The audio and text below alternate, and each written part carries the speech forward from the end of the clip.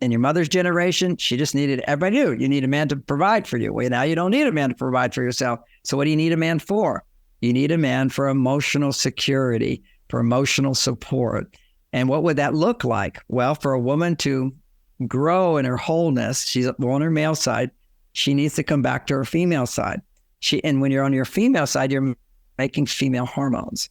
So let's look at, for a younger woman, what female hormones are needed. And then as an older woman, more mature woman, what you have to do to stimulate those hormones. Okay, so because it doesn't automatically happen once you go through menopause. And just like for men, once they get into their 50s, their testosterone goes down unless they're doing something proactively to stimulate testosterone. So, for me, as a 70-year-old, sex is one of the most powerful things, working hard as well, occasional discipline. Like I'm on the third day of a fast, for example. It's always a huge testosterone restorer, keeps my testosterone up. Men have to do things that take discipline. Women, if you want to make progesterone, have to do things that don't take discipline. It's called do what you like. You have to enjoy doing things you like. The word you want to stay away from in your thinking is, I have to do this. Now, why do you have to do things? Because you said you're going to do it. If you don't say you're going to do it, you don't have to do it. So just catch yourself from that place of, I have to do this, I have to do this, I have to do it. It's a little bit of not healthy thinking. You can adjust even when you have to do something, because we have to do things. You can always say, why do I have to do it? So if I have to pick up clothes for take care of my kids, for example, well, I have to do that. These are my kids. Well, why do I have to do that? Because I love my children. And because I love my children, I like to do this. You have to shift gears from have to, well, these are my choices. So what choice do I have? Well, then I'll just choose to enjoy it. I like to do it because why? Because I love my children. So you have to come back to love as the reason you're doing something. Then you can like it more. Whenever women go into, I have to do something, and that's the challenge for women when as they get older and they don't have a partner, protecting them, caring for them, backing them up as she backs him up. This is for female hormones. If you actually look at the relationship messages a man can give to you, and I know I'm not telling women exactly how to get at, to tell you how you have to be able to have a man stay interested in you. And what it is what you have to know what you need, and what you need, why you need a man in your life to be happier. And what will make you happier biologically is restoring not the same estrogen levels you were as a young woman, but to have a balance of estrogen, the female hormone, one of the female hormones, and your Mars hormones. When you're single, it's this uphill battle to not have mainly Mars hormones. You need to feel that if I can't work, if I can't go to job and have it, I want to do my job. I like my job. I enjoy my job. But if I couldn't do my job, I have a man who could take care of me. It's when you feel a man can take care of you and he demonstrates, I care about you. You're a priority to me. And one of the ways he communicates, I care about you. You're the most important person in my life.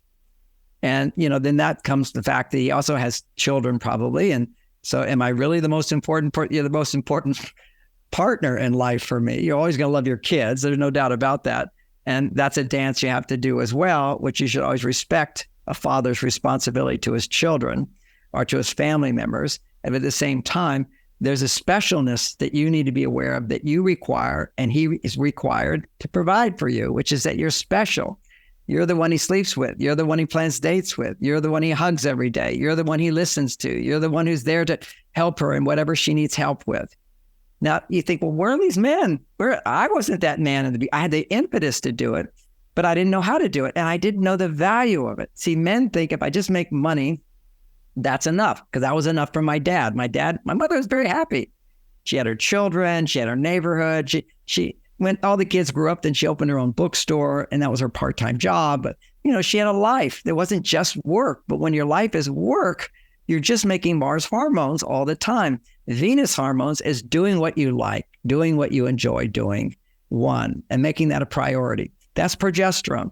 Now you've got, in a woman when she's younger, you have these hormones that happen automatically. And if they don't happen, if you don't get the stimulation for it, then you suffer. right from the period up to ovulation, it's a series of increasing estrogen levels, and you'll naturally feel needs at that time to increase estrogen. So the research shows that as you get closer to ovulation, your need for romance, your need for sex is something you really look forward to, and it's very enjoyable for you. This is measurable. Estrogen goes up. For example, if you have an orgasm produced by somebody else, someone who loves you, your estrogen levels will go to peak levels. My female side needs a man. I want that kind of intimacy. I want to feel, I want to be penetrated by a man. I want a man to come into me and go out. Okay. It's not like he has to stay in you, just it's in and out. And let him go off with his life. You have your life. I hope this isn't too graphic. Is it, Michelle? Nope, it's not too graphic. I like to talk about the real world, John. I like to talk about real things because these are things that people wonder. These are things that people have on their minds. Yeah. And the same thing, I'll just say, even though this is mainly for women I'm talking to, it is a huge obstacle when men are using porn. Okay. It's one of the major things that lowers their testosterone. And if he's getting it over there, his energy is lost with you. And so one of the ways women lose... Yeah, actually, sorry to interrupt, but that is a huge, huge point because I have worked with women, I've talked with women who have had their relationships not work or break down as a result of pornography. Pornography issue is a huge issue in relationships for people of all ages because these women and the men that they're with have a hard time. Well, the women feel like they're not enough for the men. Of course. The men have a hard time being satisfied with just one woman. They want to explore. In fact, I just had a conversation with a woman like a week or so ago, and he's been into porn, and now he wants to introduce, they're married, but now he wants to introduce all of these new practices that involve other people and other aspects of sex that she's not comfortable with. So this whole porn thing, I know, can be a huge obstacle. I actually think any significant addiction could be a huge obstacle in a relationship because it's like they're already in a relationship with the addiction. The addicted person is already in a relationship with the addiction. I didn't mean to steal your thunder there, but I just think it's huge. It's a huge issue. Now, I know some women would just go along with it just because their husband's into it and they want to please him. Well, that's called giving more than what you need to receive. You don't give up yourself in your relationship. It's something you may not introduce right away in a relationship. As a man bonds with you, you have more power to ask for help. But as the goal down the line is, it's really doesn't work. I'm being the woman from it. Doesn't really work for me when you do porn. And if I'm not enough, let's talk about how I can be enough. Because something's missing in our relationship if you're needing that. See, that's the reality. And actually, just to let you know, there could be nothing missing in the relationship. It's just that a man looks at porn and suddenly the 14-year-old in him comes out. It makes huge dopamine to look at porn. And that raises testosterone levels up that were not earned. He didn't do anything to earn it, even though if he paid for it. Still, it's all fantasy. So it doesn't connect him to his partner. No, it disconnects. Yeah. There's a sexual energy. Let me talk about the sexual energy even for a moment. Now, some people may not be into energies, whatever, but let's look at biology. They did studies on, this is even young men, okay, who have naturally way more testosterone than older men. Say, I have way testosterone in my life, but I do the things that I know will stimulate it because my genome won't automatically give me testosterone. But if that's your genes. So if I give the right stimulation, my genes will come up. And bottom line, the right stimulation I've learned, most men don't know, there's many things men don't know, but is that providing help for my partner is a major testosterone level.